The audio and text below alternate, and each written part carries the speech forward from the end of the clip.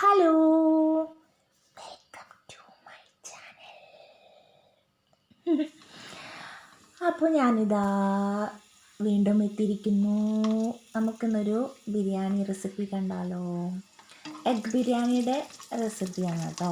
നമുക്കതിനായി ആദ്യം സ്വല്പം ഡാൽഡ ഒഴിച്ച് കൊടുത്ത് അതിലേക്ക് നമ്മൾ ബിരിയാണിയുടെ ടോപ്പിങ്ങിലേക്ക് മുകളിലേക്ക് ആവശ്യമുള്ള ആ സംഭവങ്ങളുണ്ടല്ലോ, സവാള, അണ്ടിപ്പരിപ്പ്, മുന്തിരിയൊക്കെ വഴറ്റി മാറ്റി വെച്ചു കേട്ടോ. എന്നിട്ട് ആ ഡാൽഡയിലേക്ക് സ്വല്പം ഒരു 1 ടീസ്പൂൺ വെളിച്ചെണ്ണ ഒഴിച്ച് കൊടുത്ത് അതിലേക്ക് ഗ്രാമ്പൂ, പട്ട, മല്ലിച്ചപ്പ്, ഏലക്ക, പുതിന എന്നിവയൊക്കെ ഇട്ട് ഒന്ന് വഴറ്റിയതിന് ശേഷം ഒരു 1/2 kg അരിയാണ് ഞാൻ എടുത്തിട്ടുള്ളത്. അത് ഇട്ട് കൊടുത്ത് നെയ്യ് ഞാൻ സെപ്പറേറ്റ് ഒന്നും ആഡ് ചെയ്യുന്നില്ല.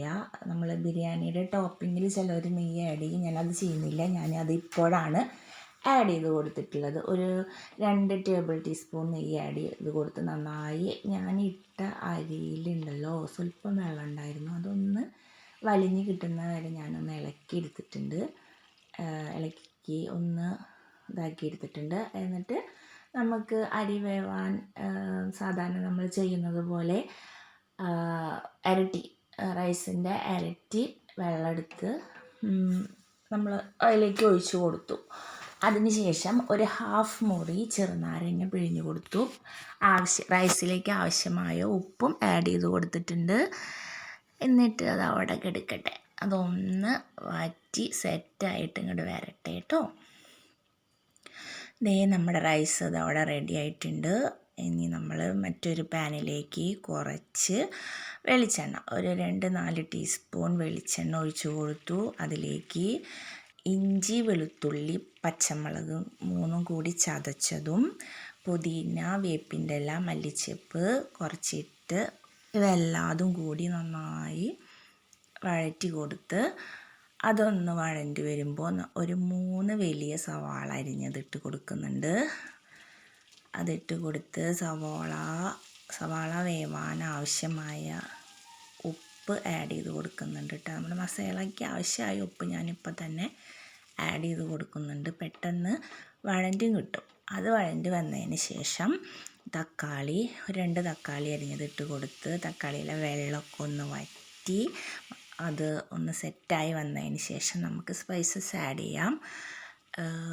മല്ലിപ്പൊടി 1.5 ടീസ്പൂൺ, മുളക് പൊടി 2.5 ടീസ്പൂൺ, 1/2 ടീസ്പൂൺ ഗരം മസാലപ്പൊടി, 1/2 ടീസ്പൂൺ മഞ്ഞൾപ്പൊടി, ഒരു 1/4 ടീസ്പൂൺ മാഗി മസാല ഉണ്ടല്ലോ, അത് ഓപ്ഷനിലാണ്, നിർബന്ധമൊന്നുമില്ല, പക്ഷെ എൻ്റെ കയ്യിലുണ്ട്. അതിൻ്റെ ഒരു മണം എനിക്കിഷ്ടമാണ്, അതുകൊണ്ട് ഞാൻ അത് ആഡ് ചെയ്ത് കൊടുത്തു. മസാല ഒന്ന് വഴറ്റി സെറ്റായി വന്നതിന് ശേഷം ഒരു 2 ടേബിൾ ടീസ്പൂൺ തൈര് ആഡ് ചെയ്ത് കൊടുത്തിട്ടുണ്ട്.